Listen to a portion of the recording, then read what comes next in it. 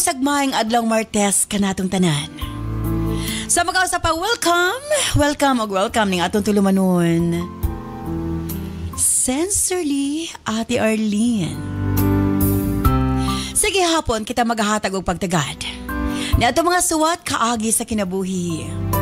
Nga bisan pa man o gilumutan na sa katuigan nga ng labay, nagpabiling buhi, nagpabiling labas sa panumduman. September 2, 2025. Laing suwatan po na usab ang atong paghatag pagtagad. And this time, ang atong letter sender, usa ka nagngalan og Rodel. Buenos din by Rodel alang sa mong suwat. Of course, brought to us by Nance Herbal Capsule. O syempre, ani ama nakagamit na sa atong mga Nance products. Ako si Edward Pasagdan, taga-Hingoog City, Barangay 24, Purok Ono. Na ako nagtrabaho sa Motorpol. Kanihan to, gusto ko nga, ang akong kaugalingon niya, kanunay mulagsik, pero di na ako makuanan kung unsa ba ako gibatik. Doon niya, na nakasulti na ako nga, uy, Lord, may pagmuad to ka dito sa butika kay naata na doon. Unsa may ako ganun, pagpalit og migaman, kay aron, kanang imong trabaho, rajid nga ng trabaho, naman ka sa Motorpol na nagtrabaho, pag tumar o migaman, pilawi lang na siya. Sa isa lang ni gayon, tanawa, paminawa imong kagalingon. So akong gitumaran, akong gibuhat. Akong gibati dayon niya, nagsik man dayta. So nagpasalamat ko nga, ang gitambag sa ako, nga muna para sa pawala sa kaloya sa lawas, nakatumar ko og migaman. Salamat yung nabaskog kayo ang akong lawas. Salamat kayo sa migaman na napaskog ko sa akong lawas.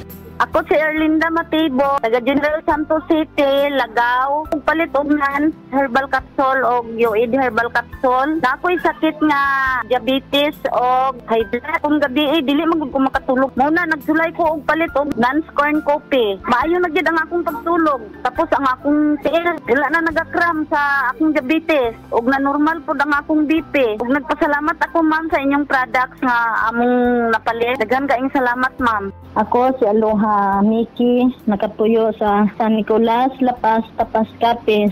Wala pa ko nakagamit og Sorbicare, dili normal akong dugo. Kung sakit akong puson, moto nagtry kog palit sa butika, nagtesting kog inom. Dako gyud akong pasalamat. Maayo na gyud ang ako ang nutrition kada bulan. Salamat po, ma'am. Ang ako din pagtimbaya sa atong mga suking tigpaminaw sa Facebook and sa atong YouTube channel. Please follow and share sa atong Facebook and subscribe sa atong YouTube, please.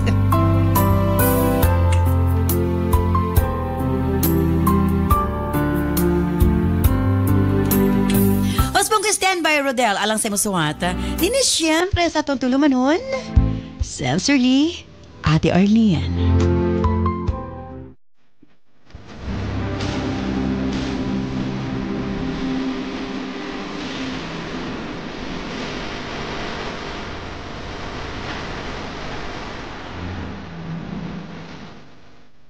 Dear Ate Arlene,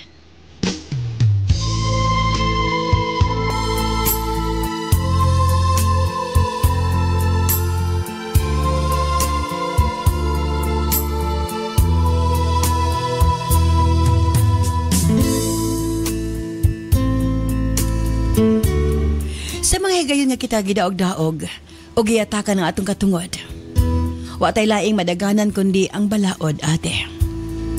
Sasama ka na ako nga mabura ang pinag-aralan. Wa ko'y tumang katakos nga dipinsahan ng akong kaugalingon.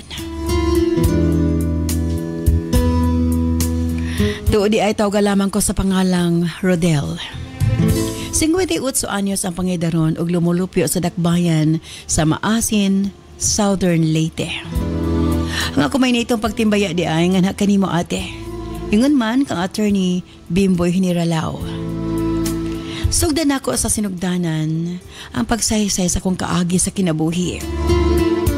Ati araw ako'y natapos og taman ra sa elementary ang ako naabot. Ang among pamilya, kabos. Way saktong trabaho ang ako maginikanan. 5 mi ka managsuon ug akong ikaduha, ate. Kini ang nagtuklod kanako para maningkamot sa kinabuhi. Sukad pagkabata, hilig na ko magnegosyo. Kami sa kong inahan ang partner ate. Magbuhat si mama magbukayo, tapos amo dayo itagtag sa mga tindahan sa among lugar. Atong nag-eskwela pa ko sa elementary, mananghid ko sa akong maestra nga mamaligi akong bukayo sa among classroom. Pagpanguli namo, mamalit ko mga ingredients para naan na po'y mahimo si mama. Ang ganansya, akong ihatag ang mama ate. Nadungagan pa ang bukayo og yema ati R. Nakaingon ko sa akong kaugalingon, dili gyud magutom ang mga kugihan. Kay bisan ginagmay, naaman gyoy makuha sa atong pagpaningkamot. Niadtong teenager nako na maligi akong peanut butter, nga ako mismo ang naghimo ate. Dako kayo kini nga natabang sa among pamilya. Makahatag nako og pambalon sa akong mga igsuon. Apan kadugayan na undang, kay dili naman gapamayad ang mga nangutang sa akong peanut butter ate R. Nangita na pudahin ko glain nga pagkakitaan. Naami tanom nga kamuti tops sa luyo sa among balay. Nakahuna-huna ako nga magbaligyag sudan nga kamuti tops salad. Unya, kamuti tops fritter nga recipe ni mama. Isuroy na ako sa mga silingan, usahay sa mga opisina, ug mahurot gidayon ate ang ako mga paninda. Makatabang-tabang na gid kanamo. Hangtod nga nahimo na namo kining stable nga pagkakitaan ate. Daghan na migsuki ni mama sa among kamuti tops salad o kamuti tops fritter. Wala may kinahanglan nga dako nga kapital, kay ang main ingredients naaraman sa luyo sa among balay. Apan ate, di papahawa mi sa igsuon ni mama. Kay ang gitukuran ko no sa among payag, siya man kuno ang tag-iya. Busa paraway samok, mi pahawa na lamang mi ate. Bisan na aman untay katungod si mama kay kabilin man kini sa ilang ginikanan. Kay kada adlaw lagi mi sulungon og sundang sa iyang igsuon. Basin kunog magunay sa lili papa. Napugos mi makapuyo sa side nilang papa ate. Gitugtan mi sa iyang ayaan nga magtukod og payag sa ilahang luna. Kay naluoy siya namo. Gipa-eskwela pa nila nga ako magulang sa high school ate. Human nga nakatapos ang ako magulang, nag-training dayon kini sa Philippine Army og hingpit nga nahimong sundalo. Ate R na arang-arang ang among kinabuhi. Una nagminyong ako manong. Iya sang gibalayan si mama ug papa. Ug bisan minyo na kini, padayon gihapon ang iyang suporta sa among pamilya. Pag minyo na ako, gihatagan pa ko niya og kapital para makasugod mig negosyo sa akong asawa. Apa nagkasakit ng akong asawa og cancer sa matres ate. Tanan namong savings nahurot sa pagpatambal niya. Nawala siya nga wa gyud nabili namo sa among anak. Tanan nahurot ate. Akip among balay og yuta. Wala may biological nga anak, busa nag-ampon lamang mi sa akong asawa.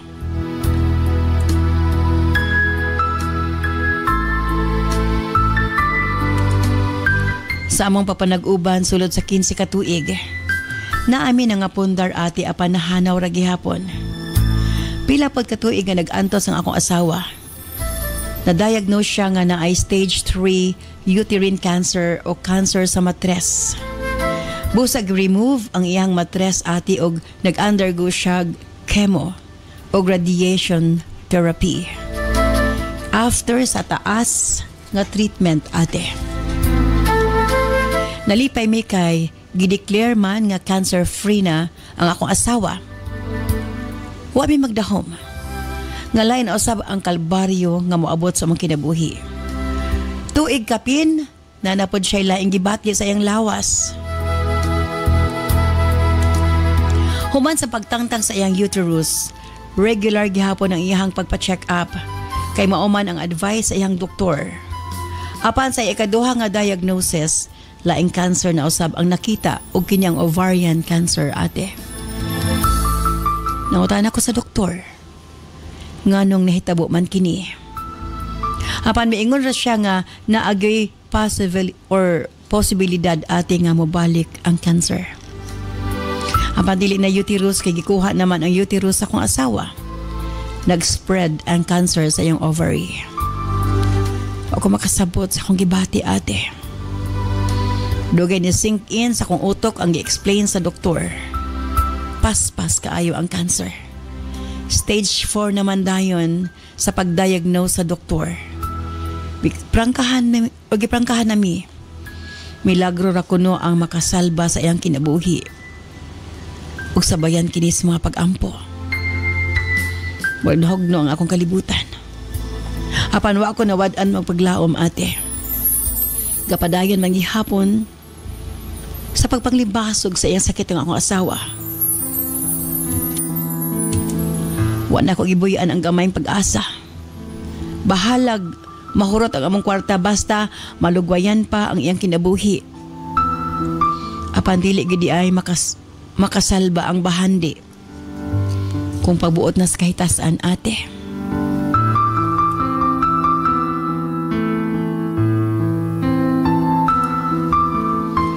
Wa ako'y pagmahay, nagisugal na ako tanan. Kaya ang mas importante nako nga wa nako gihikaw sa kong asawa ang chance nga masalba pa ang iyang kinabuhi. Bisan pa man nga wa na nabilin namo sa kong anak. 35 anyos pa ko sa dihang nabalo. Ug human sa 2 ka tuig giablihan nako pag-usab ang akong kasing-kasing. Ngadto sa bag-ong karelasyon, ate. Nahigugma ko pag-usab. Tagunta lamang sa pangalang Ruth. Ug sama nako sa usab siya kabalo. Mas magulang kay kanako. Ug 4 ka tuig si Ruth, ate. 37 ko samtang siya 41 na. Na siya 2 ka mga anak sa iyang unang bana. Ang kamagwangan 20 years old, ang manghod 16 years old, ate. Sa una pa lang supak ang iyang mga anak nako kay lagi ko no magminyo man lang pag-usab ang ilang inahan unta dito na sa dunay kwarta. Dili kay sa wa gihapoy nahot sama kuno kanako. Apan gipaglaban ko ni Ruth sa iyang mga anak. Pila ra may sugilanon. Nagpakasal mi, ate. Nakabaton pa mi og 1 ka anak. Nagikalipay na mo pag-ayo. Nagtinabangay mi para mataguyod ang among pamilya. Kay lagi upat man ka mga bata ang among gibuhi. Ang yan 2 ka anak, ang akong anak, kaampo namo sa akong unang asawa ug ang among kaugalingong anak ni Ruth. Medyo lisod man ang kinabuhi apan gaan kini dadon, ate. Kay naamang ko'y kauban sa kinabuhi. Nagbunga ang among pagpaningkamot, ate. Ug ikaluy-an nakapalit mig 350 square meter nga house and lot. Namalihin mi kauban gihapon ang among mga anak. Gipangalan nako ang property kang Ruth. Ang mga anak ni Ruth amo nang napag-graduate sa college. Apan nagpabilin gihapon sa among poder. Wa gihapon na narbaho og gasalig gihapon namo. Sa mga himuong desisyon na among mag-asawa, moapil-apil sila. Usag ignan nako si Ruth nga ipa-move out na ang iyang mga anak kay sukad-sukad wa man kini respeto kanako. Dili man sad mi mabalaka kay napahuman naman namo sila og pwede na sila mangitag maayong trabaho. Apan ang kasing-kasing ni Ruth dili pa andam mamubulag sa iyang mga anak ug ako na lang ang nag-adjust, ate. Na mga higayon nga halos mawad-an ako og pasensya kay magtinapulan kini. Gikan mi nang inabuhi sa ilang inahan. Pag-abot namo gubot kaayo ang balay. Ilang manghod ginapasagdan ra nga magdula as gawas nga way magbantay. Mas responsable pa ang akong ampon. Kay mulihok o mutabang pa sa mabuluhaton sa panimalay. Ako ra gyud gitas-an ang akong pasensya. Para way samok, ate. Nang labay ang mga katuigan. Hangtod nga nagminyo na ang mga anak ni Ruth. Ate R, ang babae mihawa sa amuang poder. Miuban sa iyang bana. Apan ang lalaki, akip ang iyang pamilya, kauban paghihapon namo. Doon ay kausa nga mismo nagyod si Ruth ang niingon sa iyang anak. Nga muhawa na kinis balay. Apan gitubag siya sa iyang anak nga dili siya muhawa kay naa siya katungod sa balay. Naglingo-lingo na lang ko, ate. Gipugnan na lang nako ang akong kaugalingon kay basin unya nga may nayak ko. Ang akong ampon nga anak nakatapos na pod sa pag-eskwela. Salamat nakabaton og maing trabaho ate. Mas gipili niini nga maglain og puyo kay adtong naa pa siya sa balay. Kanunay sila magkasumpaki sa anak ni Ruth. Buy-buyon pa siya. Nakinabang ko no sa inaguan na silang inahan. Sakitan ko ate. Wa ano na sa mga anak ni Ruth nga na ako. Ambag sa ilang pagpaglampos sa kolehiyo. Ako ang kaabag sa ilang inahan sa panginabuhi. Wa ko kasabot nga nung dili ko nila madawat. Gibuhat man ako ang tanan. Nakita man sad nila nga buutan ko nga pagkabana sa ilang inahan. Palangga na ako ilang mama. Ug patidud-anon ko kang Ruth. Ang babae nga anak ni Ruth ate, gidawat pa nako og balik sa ilang pagbalik kay mapauli sila. Kay nagbulag sila sa iyang bana. Dala iyang anak. Kami ni Ruth ang nag-provide sa ilang mga pahinanglanon. Kay lalaki, dili gid mo trabaho. Ang asawa ang gipatrabaho ate. Ate R. Miabot sa punto nga gikapoy na pud ko. Maluoy lang ko sa akong asawa kay bisan masuko siya sa iyang mga anak. Papatigbabaw manggihapon iyahang gugmang ato kanila. Itong pandemic, bisan risgo kaayo nga manggawas mi. Apan wa mi choice. Kay kung dili mi manglihok, wa man mi makaon. May nalang gani. Kay magpadalang akong ampon para sa amo. 2023. May panaw si Ruth tungkol sa sakit. Bisagwa na si Ruth ate. Wag gihapon ako gipapahawa ang iyang mga anak sa among balay. Apan 2024 nakadawat ko og demand letter nga mapahawa na kuno ko sa akong gipuy-an uban ng akong anak. Nakurat ko pag-ayo. Gibaligi adi ay sa mga anak ni Ruth ang balay ug yuta. Wa ko mipahawa ate kinasayod ko nga naa ko'y katungod sa property namo sa akong asawa. Wa ko masayod nga human sa ilang gibuhat. Nagpatuod ay sila. Nga sila lang ang tagapagmana mo hinungdan nga gipalit kini sa buyer.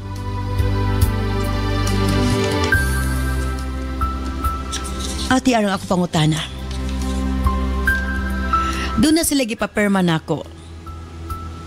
Wa na nako gibasa kay lagi. Wa man ko nakiglain nila. Posible ba nga deed of sale na to ate?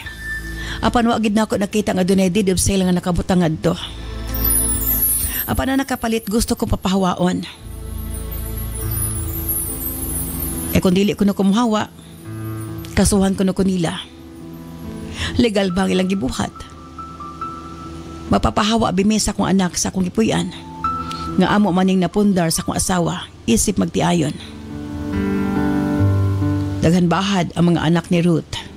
Nga kung dili ibimuhawa, basig mahanaw pa ko namig kalit sa akong anak. Ate, unsabay angay kong pagabuhaton. Palihog. Tambagi ko ninyo ni attorney. Dinhi na lamang kukutob. Sincerely yours, Rodel.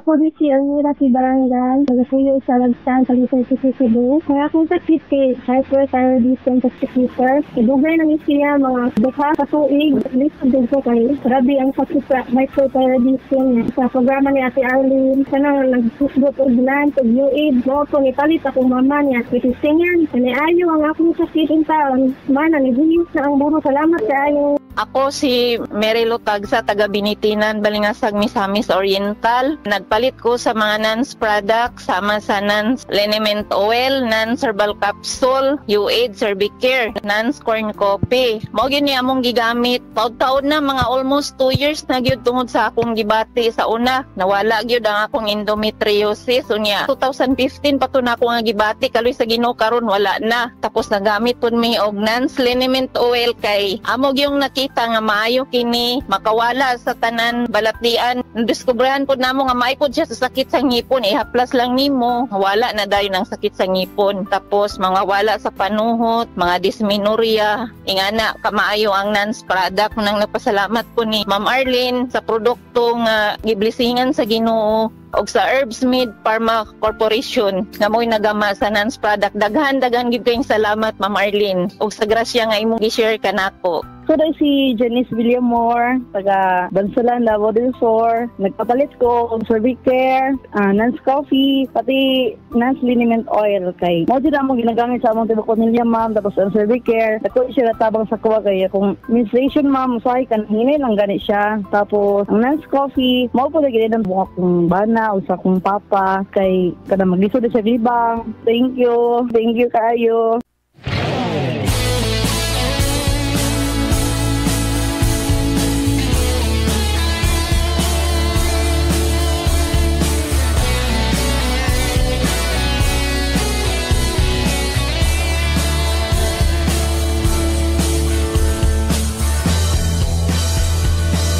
Daghang salamat kanimo Rodel sa imong pagpadangat nimong suwat kaagi dinhi sa atong tulumanon sa Sensorly Ate Arlene Pontoligal.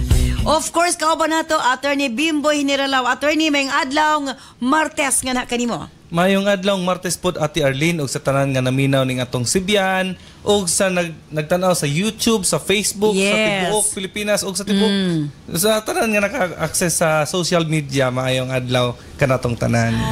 Okay, ang pangutana karon Attorney, unsay buhaton ni Rodel? Gibaligya sa mga anak sa iyang asawa ang balay nga ilang napundar sa ilang kaminion, joint, kumbaga conjugal man ni nila. So, unsay pwede niyang himuon? Unsay habol ni Rodel? Ang pwede buhaton ni Rodel is to file, no? Annulment of deed of sale. Pwede niya ipadeklara sa korte nga invalid ang deed of sale. Basically, dili man pwede mabaligya sa mga anak ang ilang conjugal na property. Nga di siya makapirma. Yes, kay by virtue of Executive Order number 209, no, Section 91. Nagingon yun nga tanan nga property nga ma-acquire during the marriage. Kung walay ka ng premarital nga kanang kasabutan is conjugal gid siya. Absolute community of property. Speaking of premarital nga kasabutan, kana bang pagminyo ninyo adunahan ang lalaki or adunahan ang babae, mo na siya gitawag nga prenuptial agreement. Prenuptial agreement, nga, yes. Kung unsay naa niya daan, wa kay labot adto. Kung unsay ma-acquire ninyo sa iyong kaminyon katura imuha. Yes, separate lugar ang ilahang property regime. So kay wala man usa pa pareho silang duha nga nangapa pa sa pagsugod. So nanimkamot silang duha, nagpartner silang duha, nakapatayo silang balay. Oo. Pero ang pangutana karon giunsa sa mga anak pagbaligya ang iyang property. Yes, no. Ipapahawaon man sila sa tag-iya. Kinsa pud ka ang nipalit, no? Nga dili man correct kay married to baya ang iyang gipangalan. Yes, kay kung ikaw mo palit og property, una nimo paytaon is ang title. Moadto din ka sa Register of Deeds, imo verify kung tinuod ba nga title. Ikaduha, i-check nimo maubagid ni ang location kay base no di ni mao ang nasa title. Correct, so mo giniklaro. So kung makita na nimo, imo ding imit ang tag-iya. Correct, Ate Arlene. Dapat ang buhaton. And then normally tungod kay si Rodel man gud no kay kuan man siya minyo siyang daan. Minyo siyang daan. And then apil ang iyang asawa minyo daan, pareha sila nga mga balo. Angay pud nga masayran sa atong mga listeners siguro nga while tanan nga property nga inyong during your marriage is absolute community pero per provision of Article 92 EO number 209 Family Code walay labot ang mga inherited nga mga property. Okay. So buti pasabot kung silang duha nagminyo, doon na sila mga kabtangan kay puros mas labalo. Yes. Doon kabtangan ng isa, doon kabtangan ng isa, dili to ma-inherit dili sila ma-appeal sa ACP, sa Absolute Community Property. I see. Okay. So kato nag ilang na-acquire during sa ilang marriage. Yes, kato lang yun. And in this case, tungod kay ang house and lot nga 350 square meter na ilang mang napundar during sa ilang kaminyoon. Therefore, absolute community property ni siya. Pagkamatay sa iyang asawa, manununod ang si Rodel ug ang iyahang mga anak. Correct. So, kung pananglitan, gusto siya mga anak nga, kung na mo among bahin sa side sa kong mama. Then, maghimos lang deed of extrajudicial settlement. Bayran. Yes, it could either, tungkol kay gamay raman ng 350, alang-alang bahin-bahinon to nila. So, they will divide the value. Oy, see. So, karon, unsa iyang pwedeng himuon, kay nabaliga man to sa mga anak, niya papahawaon siya sa nakapalit. Ang pwede niya buhaton is to file an annulment of deed of absolute sale. Okay. Para nga dili, pero dalahulga naman to nga kung dili ka mohawa, posible nga mga hanaw. Mga hanaw. Iyan ay pa-blatter. Pwede po ipa-blatter niya, no? Pwede naman na ma-fall siguro sa grave threat, no? Oh, yes. It's a criminal offense na. So, nagkalawom na ang ilahang problema. Mas nagkadaghan na gidinoon tungod sa pagbaligya. Muna mo usahay bitaw, kung musulod bang gali kag kami niyon, kanang walay anak. Kanang walay hassle, kanang pure ulit tawag dalaga ba nga walay mga kabilinggan, kay dili man kamo duha ni problema ang mga sumusunod man. Correct. Labi na gyud kay kung naay mahanaw sa usak sa mga ginikanan, wala lang laing hisgutan ang property nga kabilin gyud. Dapat unta dili unta na ang value, mga values nga kanabang masunod sa mga anak bitaw nga regardless og usay naa kung unsa lay ihatag inana lang unta, no? Yes. Nagani ko na kunan Ate Arlene, ingon isa siyang mama. Makana sa mga matay kay para makakuha na ko sa akong kaptangan. So, it's very disheartening ang mga ingonana, no. Pero ang ato ang lesson nga nakuan kang Rodel, kung ingonana dapat i-plaster gyud, no. Kinahanglan nga again usbo nato ang buhaton ni Rodel mo file siya og petition for annulment of deed of absolute sale. Ipanalify niya sa korte ang deed of absolute sale kay gibaligya man sa mga anak ni Ruth nga walay pagtugot niya. Ang daan sa kapitan pwede pa ba na iagi sa daan kay karon magong panahon na attorney sakto ba ni nga kung dunay mga panagbangi dili sa delicious korte wag sa was barangay. Depende na siya Ate Arlene kung sa ato ang katarungang pambarangay law, dili na siya applicable in all cases. Mo ba? Dili siya fits all. Example, ang kining barangay is in criminal cases, ang ilang jurisdiction quote unquote is just limited to crimes with penalty punishable of 4 years, 2 months and 1 day. Okay. Pag ang penalty na gani is mo exceed na og anang range. Okay. Largo na sa korte. So, unsa ra ba nga mga cases ang 4 years, 2 months and 1 day, so mga chismis, mga kawat sa manok. Agoy. Pero pag rape gani na siya diha. Delikado na. Delikado na. Okay, so usay katambag nimo kay Rodel once and for all, attorney? Well, para kang Rodel, I will take your advice siguro Ate Arlene pero with modification nga kinahanglan ihang i-meeting ang ihang family being the head of the family. I believe nga tumanon pa gina siya sa ihang mga anak. And of course, ang next step din niya nga buhaton is kung dili gyud then he can file for a petition for to nullify the deed of absolute sale. Pero nindot nga paminahon nga ang love story ni Rodel og ni Ruth it transcends beyond death gyud, no? Grabe. Kay iyag yung giuban na at the last breath. So nakaingon gid si Rodel nga mabugnaw man ang kanon, malaya man ang dahon, pero ang akong gugma sa imo akong dalon hangtod sa kangturan. Diya na. Diya kita sa mga ending ni attorney. Diya na kita magluya diya. Okay, thank you very much Rodel sa imo papadangat imong suwatampo. And always, attorney? Yes, o kini na lamang si attorney. Cervix sa kababayenan, adunay natural na antimicrobial ug anti-cancer. Luwas, natural ug epektibo para sa imong proteksyon ug kalinaw sa una-una. Piliha ang Cervicare Herbal Capsule. Cervicare Herbal Capsule kang imong kinabuhi angay ampian, approved by FDA. Ang sekreto aron dili mawalahi sa pagtuon sa klase inyong mga anak.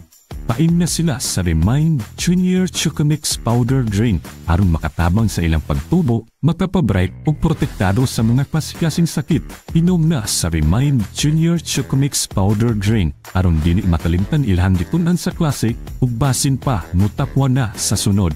Remind Junior Chocomix Powder Drink, makapabright, approved by FDA. Herbs Med Pharma Corporation. Herbs Med Pharma Corporation. Tigama og tigapod-apod sa NANS and U8, the most effective combination nga mga kapsula alang sa lig-on nga kalawasan higala. Tumar sa 2 capsules a day sa NANS and U8. Cervicare, alang sa mga babae nga gustong malimpyo ang ilang cervix. uterus ug ovary ug aron mutultol ang menstruation. Before bedtime, tumar og 2 ka kapsula sa Cervicare. Tawa-tawasi, ang atong lawas nagkinahanglan og sundalo nga mokombate sa mga virus hinungdan sa balatian, proteksyon na, vitamin pa. Tumarog 3 times a day human og kaon sa tawa-tawasi. Remind Capsule, alang sa update na pangisip gikan sa estudyante paingon kang lolo ug lola. Usa ka memory enhancer nga swak sa imuha. Kini ang imong kinahanglan. Tumarog 2 times a day sa Remind Capsule. Nance Liniment Oil. Sukad ganiadto hangtod karon. Nance Liniment lang gihapon. Basta sakit sa kalawasan, Nance Liniment Oil. Nance Corn Coffee. Alang sa nindot nga katulog ug kada adlaw makabawas, mag Nance Corn Coffee na. Kini ang sekreto aron magpabiling askil. Nance Corn Coffee. Alena Set. For natural and glass-looking skin, pag Alena Set na. Made of organic or natural ingredients. Hamis nga now, imong maangkon sa Alena Set. Nance and UAID, Cervicare, Tawa-Tawasi, Remind, Nance Liniment Oil, Nance Corn Coffee ug Alena Set. Mapalit sa mga suking butika. Dama sa Herbs Med Pharma Corporation. Herbs Med Pharma Corporation.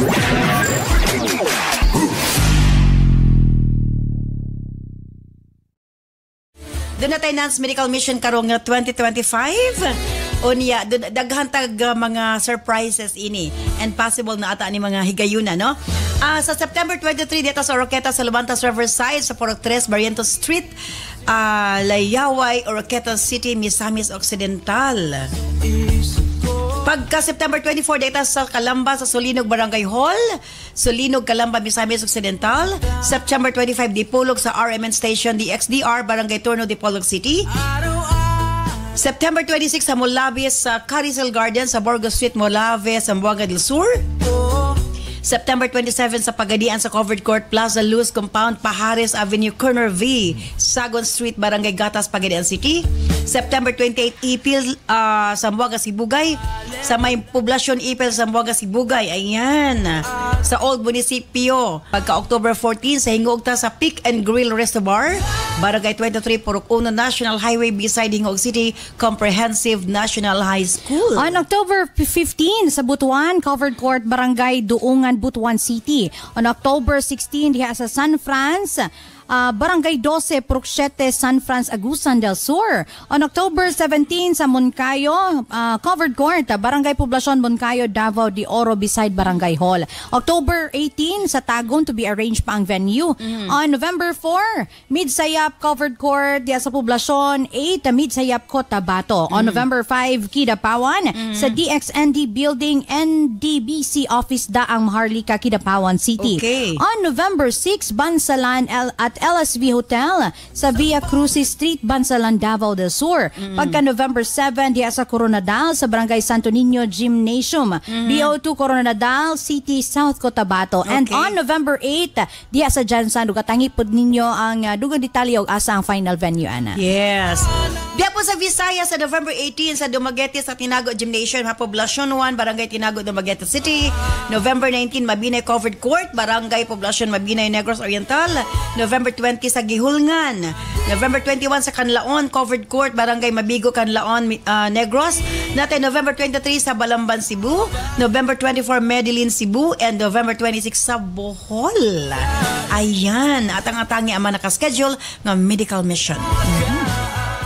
Dagang salamat kanimo Attorney Bimboy Generalao, and of course Rodel, thank you so much sa papadangat imong suwatan po ni atong tulumanon sa Sensorly Ate Arlene. Imong nabati ang pamahayag ni Attorney nga pwede nimong